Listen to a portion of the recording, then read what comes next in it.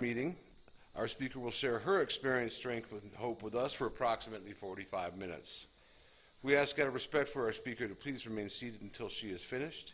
It is my great pleasure this evening to introduce our speaker, Lavon. Let's give her a hand.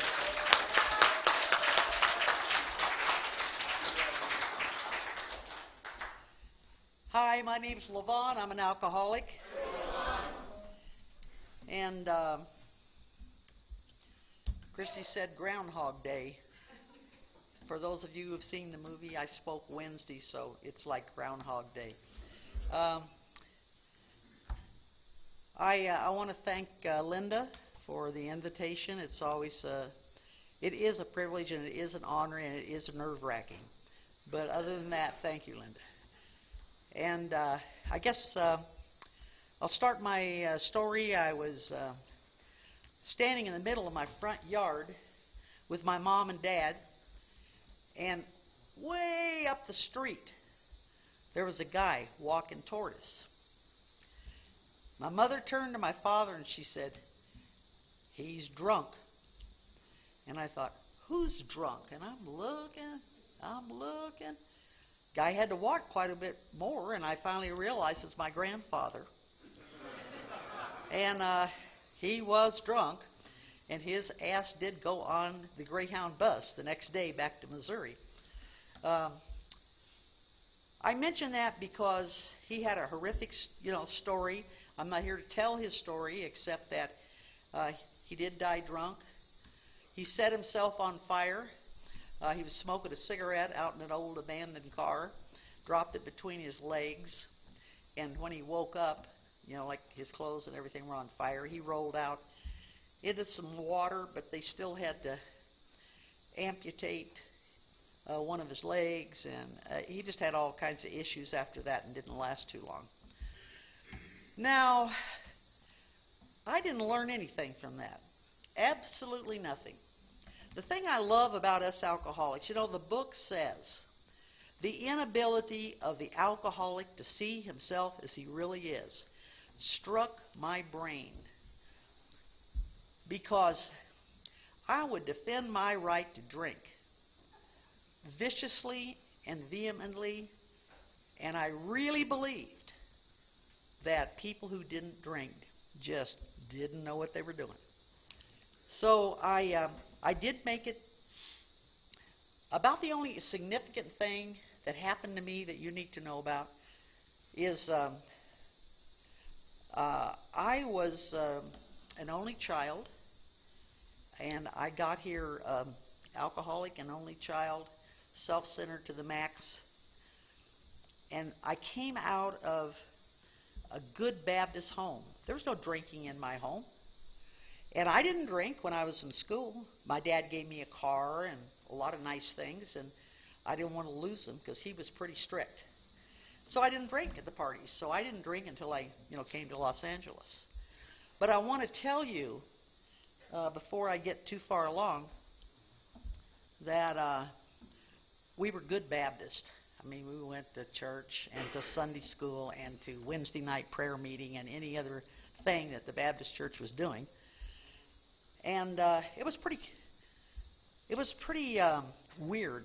I don't know why, but I did not have the ability to sort things out. All I knew is that I thought I was hearing a lot of bullshit. And I'm just a little kid, in Missouri, and this is before I was 9 years old. And I belonged to this group called the Sunbeams for Jesus. And I thought, oh my God, I hope nobody at school finds out, because I knew it was going to be embarrassing. Who wants to be a sunbeam for Jesus? And then we'd go to Sunday school downstairs, and it was just lovely. They told little Bible stories, and we sang "Jesus Loves All the Little Children." And then we went upstairs to the Bible Belt preacher who told us we were going to burn in hell for everlasting life. I mean, I was like, that guy scared the crap out of me. I would look over at my cousins, though. Now, my cousins seemed to have a different attitude about this. They would be over there, just coloring away, not paying any attention. I'm thinking, don't they know we're going to burn in hell? Why aren't they paying attention? I just couldn't get this whole thing. And every negative emotion you could think of, anger, fear, all of that, all the bad emotions, that's what the church gave me. At 15, I said, I'm not going anymore. And I dug my heels in, which I was not prone to do with my dad. But they were really good. They were really cool. They understood that there was no point in forcing me. And so I didn't go back to church after that. I graduated high school here in Arizona, down in a little flaky town called Florence. Some of you know about it. And I left there when I was 18, and I went to Los Angeles to go to school.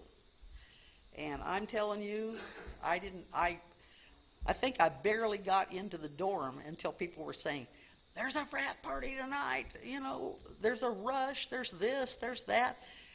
And, the parents weren't there to hear about all this. And so I decided I'd have a drink.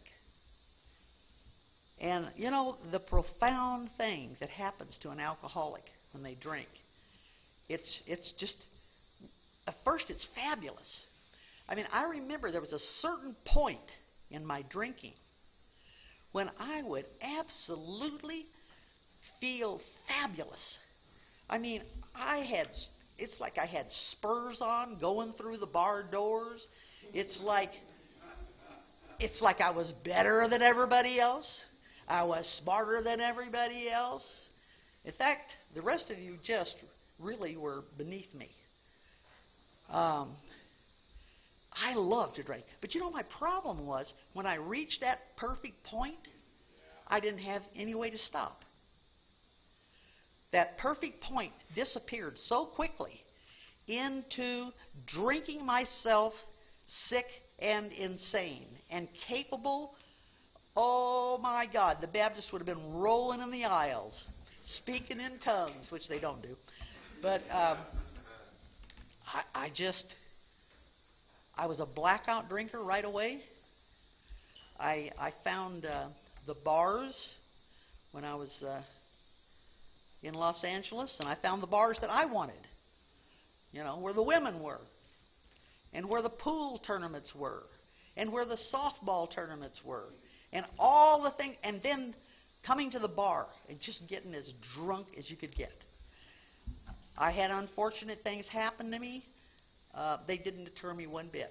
I could always think of a rational reason besides drinking when something bad would happen. And by that I mean, I flunked out of graduate school. I didn't think it was my fault. I knew whose fault it was. It was my girlfriend. She always wanted to go to the bar. I didn't have time to study. Straight Fs. Now, I made it through college as far as my bachelor's degree. It's not hard. All you got to do is cheat. And I did. And I still had it together enough to do that proficiently. But I put a little time in there before I went to graduate school. And when I tried to get that master's degree, they said, out, out. I was familiar with those words when I walked in bars a lot of times. They said, out, out, right now. And I go, okay, there's lots of bars in L.A. And I didn't even have to find out why they were throwing me out. I didn't care. So the other thing that started happening is, 8 o'clock is so early in the morning. I don't know why people go to work at 8 o'clock in the morning. And I couldn't do it very well. And they would fire me. And I don't even think they cared if I drank or didn't drink. They just know I didn't show up a lot, I don't think this one job I had, I never made it 5 days in a week. Ever. Never. And, of course, if you missed one day, you got to make it look good because you told them you had the flu, so you miss another day. And, it just goes on and on. And they just are so unhappy about that. I had to trade friends a lot. I was told a lot of hearsay. When you listen to somebody from one of these podiums up here, you're hearing hearsay. because I don't remember a lot of the things. So a lot of it was told to me. And boy, I'm telling you, they love to tell you, don't they? Why did you do such and such last night? Well, I'm thinking to myself, I don't know that I even did that. Doesn't sound like anything I would do. And that's the way we lead our lives. I ripped and tore in Los Angeles up and down those freeways because I was a bar drinker. I wanted to go where the excitement was. And never got a DUI. Never did. And like I said, I drank in bars for many years. Every damn night I was in there. And I left in a blackout. I'd have to go on the Easter egg hunt in the morning to find my car. And you know, I learned something real fast, too. If you can't find your car, don't call the police for assistance. Because they get real mad whenever they find out that your car is parked a block from your garage. And so I learned a lot of things during all of that, but nothing that did me any good. I just kept going downhill. I did get this job. I got an alcoholic's dream job. I got a job where I could go in as late as 2 o'clock in the afternoon, as long as I could get my hours put in. That was their theory. Well, hell, after most of them left, I was gone. I didn't stay until put in those hours, and especially after I was there a long time. I had a parking place down in the garage. From my office, I'd go down, as soon as the last person that would possibly check on me, I was gone when they were gone.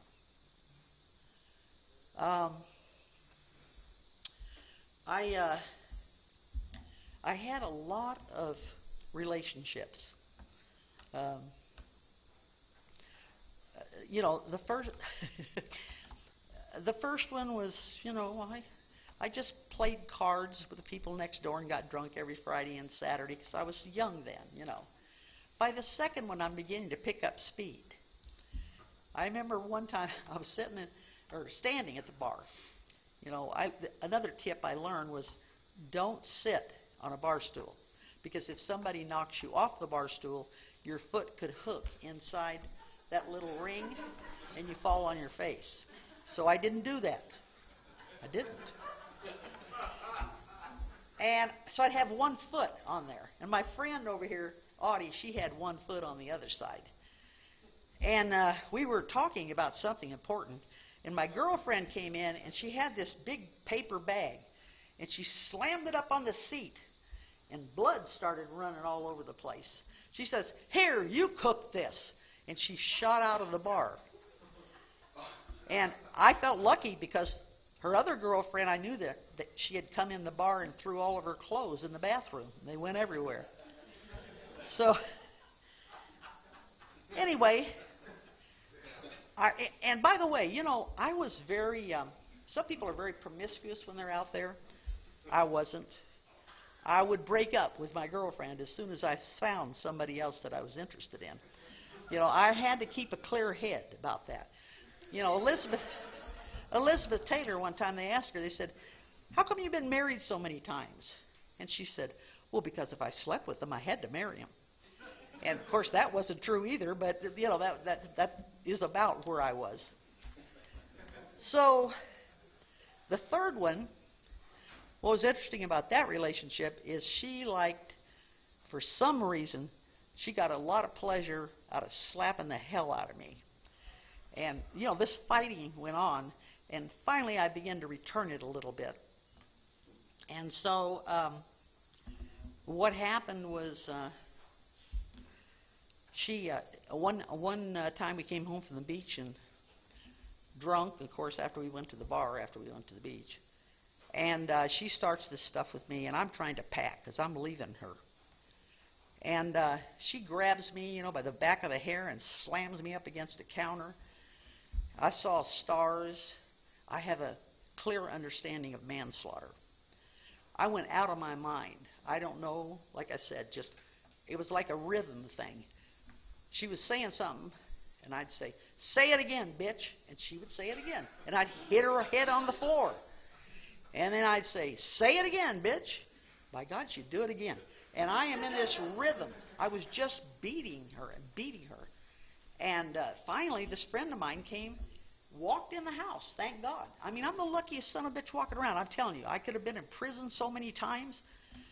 She came in, she put her hand on my shoulders, and she said, and as soon as she did, I came out of it, this thing I was doing. But come to find out, I'd hurt her pretty bad because she had to have surgery, and she lost a lot of her equilibrium, and so she had to walk with a cane for the rest of her life just because of balance. And when you do that stuff, you feel like such a chicken shit. You got to avoid that, even thinking about it. And I could avoid thinking about a lot of things. When I got here and they told me to do an inventory, I don't even know if she made the list. I mean, I wasn't in touch with all of this crap that I was doing. I know I had, let's see, when we got to the fourth one, she was exciting now. 5 times she got a DUI in 3 years. But in those days, they didn't have the computer, see? And she'd go to court, and I'd say, well, young lady, since it's your first time here, and I'm thinking, first time here? She just kept getting away with it.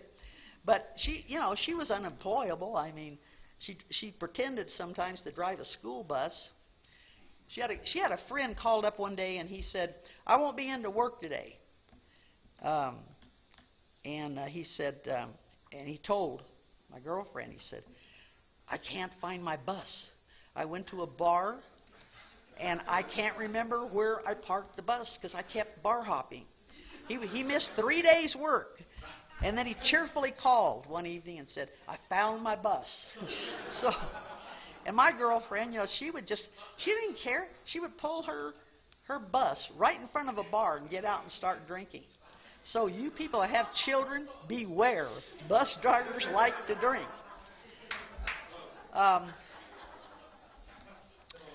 I came to Alcoholics Anonymous with my best friend on one side of me, and this girlfriend that got all the drunk driving. Both of them been in and out of jail. I had to spend so much time getting bail and going to the, I know bailiffs better than anybody that's been in jail.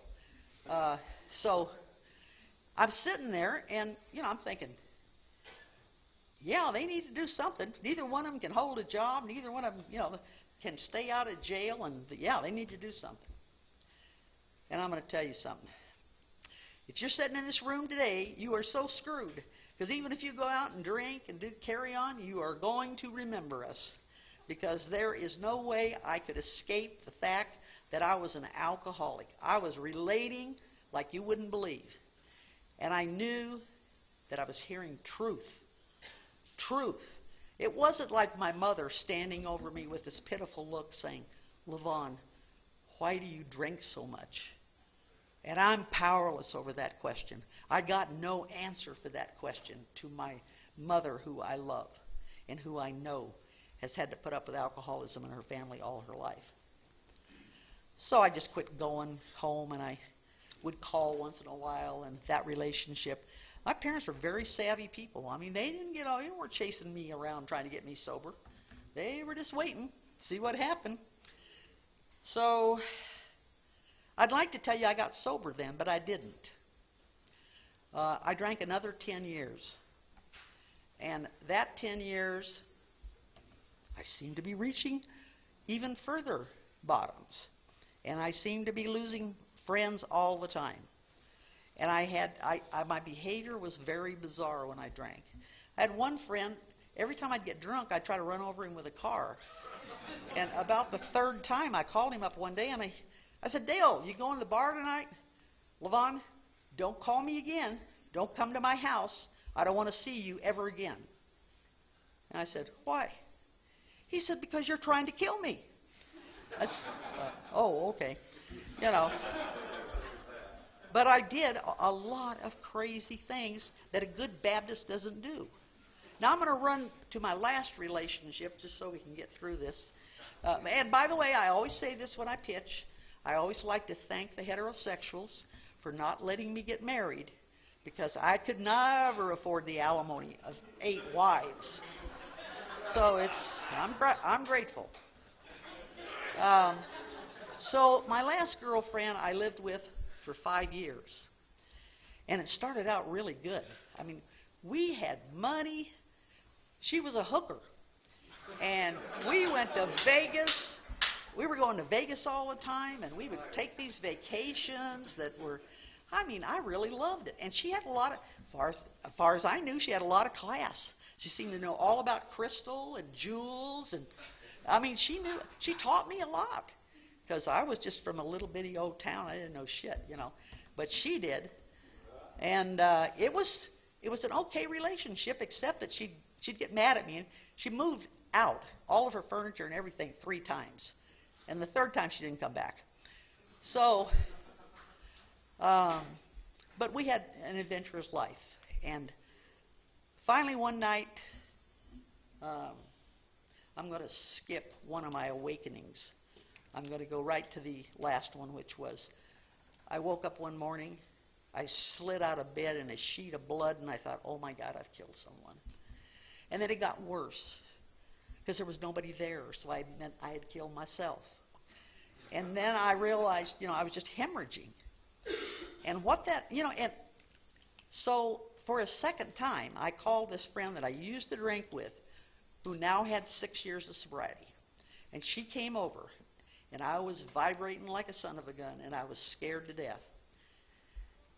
And you know how, at least in the old days, you know, we didn't have these detox centers you could just run over and dump somebody in. And so they'd give you a shot, you know, make sure you didn't go into DTs. But this one didn't. She gave me orange juice and honey. Do you know how disgusting that is when you're hungover? Oh!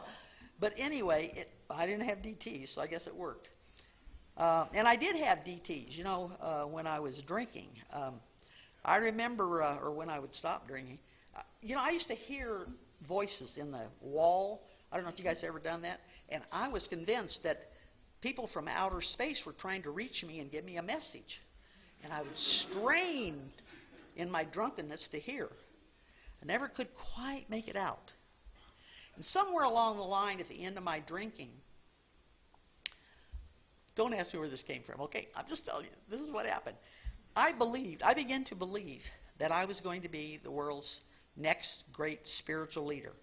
I was going to replace Billy Graham. Now, it hasn't happened yet, but I still got a little time.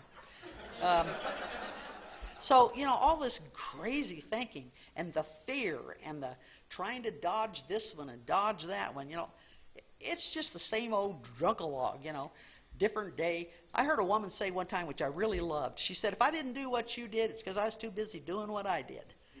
So don't compare your drunk-a-log to anybody else's drunk-a-log.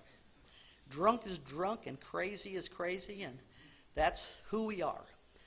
That was my higher power for 20 years. So I go, I get this doctor who says, didn't you know you had these? And I had these big fibroid tumors, you know, and they were pushing against some other organ. And so that resulted in my trying to figure out why she didn't know that I didn't know what was going on with my body. I drink a little, but I didn't tell her that. But this alcoholic that took me to the doctor, she told the doctor. She said she drinks. And I'm looking at her like, what are you telling the doctor that for, you know? Because she didn't want the doctor to prescribe any, you know, pills or anything for me. So I wound up in the hospital. I had surgery. I was in there 5 days, and I think that allowed me to detox. Well, in that day, you know, those old days, they cut you open and, you know, all this stuff. And they had to anyway because of the tumors. So anyway, I recovered in her home. And one morning I woke up, and there was a book on the shelf called I'll Quit Tomorrow. And I pulled that off the shelf, and it's out there in bed, and I'm reading. And I wanted to know where I was, and I found myself in chronic alcoholism. And I had, again, another awakening, a little glimpse of who I was. And I was so terrified of, you know, whatever next chapter was going to be. She got up, and I said, I want to go to a meeting with you. Oh, you know how we are. She was just dancing like, okay, you know. And I'm thinking, oh, Christ, you know. But it's, you know, you get to that point where you just will do anything. That's when you're ready. When you're out of ideas and you're ready to have somebody give you a little guidance, and you're willing, and you're just a teeny bit honest and open-minded, you're going to find everything. You're going to find your higher power. You're going to find sobriety. Those three things is all you need. I was surrendered. I had already worked the first half of the first step and didn't even know it when I got here. I did have a great time with this sponsor. I loved her. She died in 2012, but she was my sponsor up until then. And she was great. I mean, when I got this job that I was on, they didn't realize, I guess, that I got sober or something, and they were trying to get rid of me, and they were on the verge. They gave me a contract to sign, which they'd never done. I knew that's the end right there. Because that's the way they always got rid of people. They wouldn't renew your contract. So, 10 months sober, I'm going to beat him to the punch, right? So I quit. And I've got tumors or cysts, in my breast. Now, you know how we alcoholics are, at least this alcoholic. If I wake up and I got a cold, you know, give me 10 minutes to think about it, and I got COVID-19, you know. Or I got cancer, or I got something really bad. If somebody tells me the boss wants to see me, I got to go to the bathroom and try to figure out what he wants. If a lover leaves me, I know I'm going to be alone forever and ever and ever. That's the way this brain thinks. This sponsor began to teach me all of the really important things, the steps, of course, but she went further. You know, she taught me the traditions. She helped teach me how to work with another alcoholic. And when I got there, even though I volunteered, I still, if there was a greeter on the door at a meeting, I would leave. I wouldn't go in. I don't want anybody touching me. I don't want anybody talking to me, you know. And nobody even had COVID-19 then. So one day, I don't know how much sobriety I had, a couple months probably. Anyway, she says to me, go over there and talk to that newcomer after the meeting. And I said, and say what? She says, well, just tell him welcome to Alcoholics Anonymous, or I hope I see you here next week. So I said, okay. And I'm thinking to myself, fuck him. Let him find his own sobriety. That's what I'm doing. That's what I'm doing. And then she'd want to go down to the clubhouse. You know, we had cups to wash and tables to wash down. She'd say, let's go down early and wash tables and cups. And I'm like, God, now she's going to teach me housekeeping, you know. So it was just this constant thing of her asking me to do things that I didn't want to do. I will tell you that one day she looked me right in the eye and she said, you are the most self-centered human being I have ever met. And I thought, why would she say that? I'm a good person. I'm a giving person. When it's convenient. And I'm going to look good. That's when. She taught me so many things that, you know, to be able to understand the traditions and how important they are. You know, to really understand them. To be able to learn all of the things about Alcoholics Anonymous. This place, this organization is the greatest thing that ever happened to an alcoholic. And yet we come in and we look around and we go, I don't like that guy. That guy's stupid. We had one guy's name was Pete. And he'd always say, my name's Pete. I'm an alcoholic. And I come here for the medicine of my disease. And I'd think, you do have a disease, I believe. And, you know, he just aggravated me. And I couldn't understand what he was talking about, and that worried me because I thought I had brain damage. I leaned over to my sponsor and I said, "What is he talking about?" She says, "Nobody knows." So, I went around doubting myself all the time, which was a good thing. It allowed me to listen and to do something somebody else's way. Because my way, I thought, see, with this genius brain, how could I not figure these things out?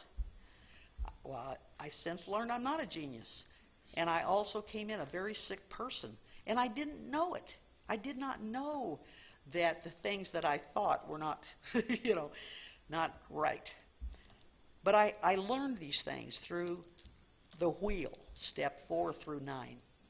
When you get in that wheel, you will find out about yourself. And some of it ain't good. But if you play the long game, you learn about yourself. You learn that your head is filled. My head was filled with things that weren't true. When something happens in front of me, I don't know, like he gets up and does a jig, I'm going to go in my head and I'm going to find out what I know about that. I'm going to pull fact A, fact B, fact C. A's not even true, B's only half true, and C we're not sure, but it might be true. How do you get a good conclusion whenever you're drawing from a brain that's filled with misinformation? But boy, that's hard. That's hard to see. It took me time to see that I wasn't too clear. I want you to know that I did go back to college and I got my master's degree. I've been in the same relationship for 29 years. I'm old, huh? I got sober October 10th, 1981. So if I don't take a drink between now and March 10th or October 10th, I'll have 39 years. And like they say, you just have to not drink and live. Don't die. Don't die. I got this job. I got to tell you about this job. Yeah, I got time. So I had these cysts, right? I told you. I'm dying. And I ran into this guy that I knew from years ago. And he goes, "How are you? Blah, blah, blah. What are you doing?" Blah, blah. I don't work there anymore, I said. He says, "You should come down to Hughes Helicopter Company." He said, "It's a great place to work." He was an engineer there. And I'm like, yeah, I'll do that. So, but when we alcoholics, at least this alcoholic for sure, when I'm trying to think and obsess over something, I don't want to be bothered with a bunch of other stuff, like a job. So, but he was persistent. Finally, he called me up and he said, "Lavon," he said, I set up an interview for you. You have an appointment on Friday at 2 o'clock or whatever, and you asked for this person." And I thought, is this guy crazy? I got to get him off my back. So I went. She had a couple of pages there of questions. She starts down the line, and she said, have you ever used IDMS? And, no. Are you familiar with the CICS environment? No. And this keeps going on, right? Finally, it's getting embarrassing, so she pushes the papers off to the side, and she says to me, "Well, tell me what you have done." So I spun my alcoholic story without the alcoholism, and I left there, and I said, "Well, that was embarrassing." But in a few days, I got a call from her. She says, "I wanted to give you a call. This is Mary Ann Oliva from the Hughes Helicopter Company." And she said, "I want to hire you." She said, "But HR has to make the offer, and they're about a week and a half behind." I thought, is she drunk? But you know what? I went to work there, and I didn't even know what was going on. I'd go sit in these meetings. They'd send me these meetings, and they're talking about whip and I don't know, all these manufacturing terms. I'd never worked in manufacturing. I didn't know what the hell they were talking about. So finally, I just kept surviving. I don't know how. And, well, it helped. I got into a relationship with her.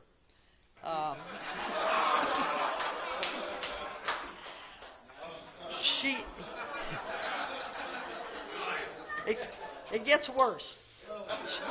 She not only was my boss, she was married. Oh, yeah. I tell everybody, if you want to do some shit, do it in your first year. You can get away with it if you are sincerely trying to stay sober and you're doing what your sponsor says. I talk to my sponsor, about these things, and I said, she is so hot. And my sponsor said, well, whatever blows your skirts up. And I thought, what happened to don't get in a relationship in your first year? But, that is true. Because if you're sick, now I'm not saying you newcomers are sick. I'm not saying that. But if you think maybe you are, I will tell you that a sick person attracts sick. Sick attracts sick. You will not get the lover of your life. You will not get the one. You will get a married woman who's an alcoholic and a pillhead that killed herself, okay? That's who you get, even though she was brilliant. She was brilliant. So, let's see. I hung around there, and one day she comes in, because I'm feeling pretty good. I know there ain't nothing I can do wrong to get fired. She comes in and says, I'm quitting. I said, what? She says, we're moving to, I don't know, someplace. I don't even remember. Oregon, I think. And and she says, and the person that she reported to said that he thought that I should get the job because I had a master's degree by this time. And I had been in management at different times. So I said, I'm just beginning to kind of know what's going on here. I said, you got 24 people in this department to choose from. She goes, I know, but Begley wants you.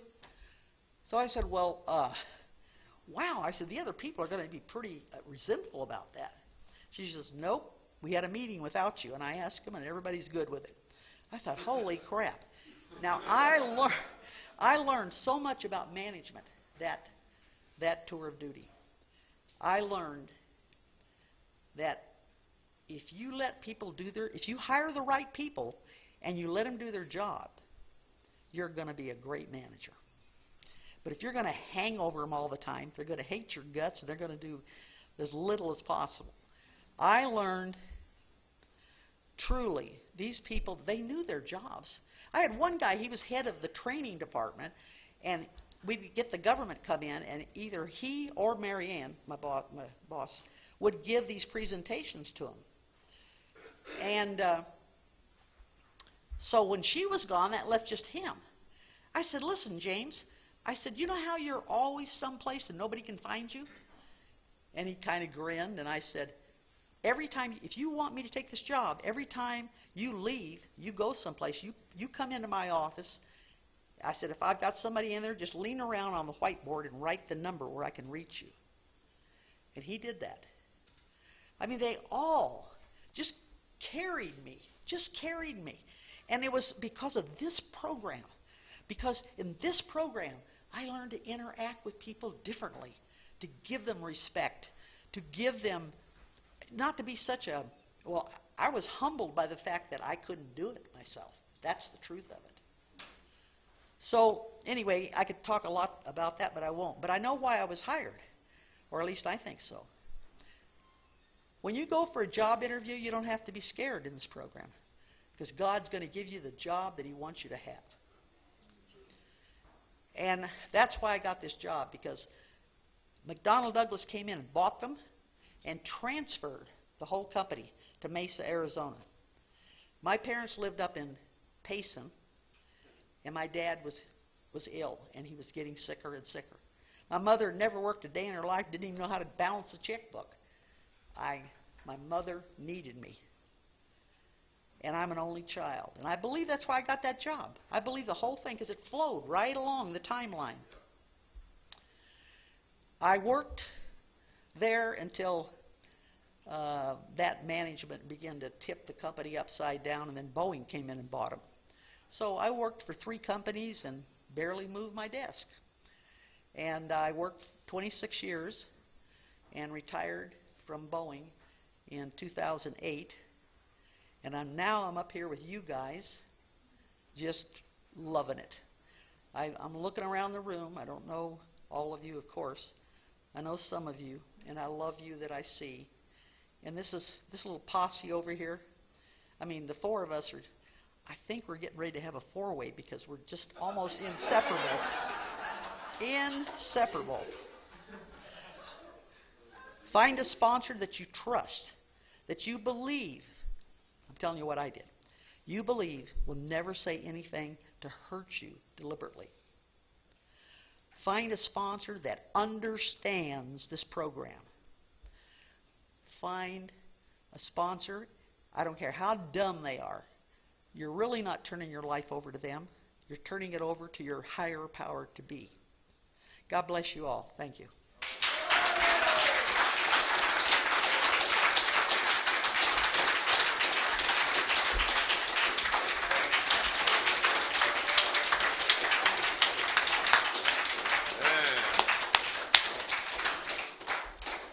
Let's give Lavon another hand. Come on, man.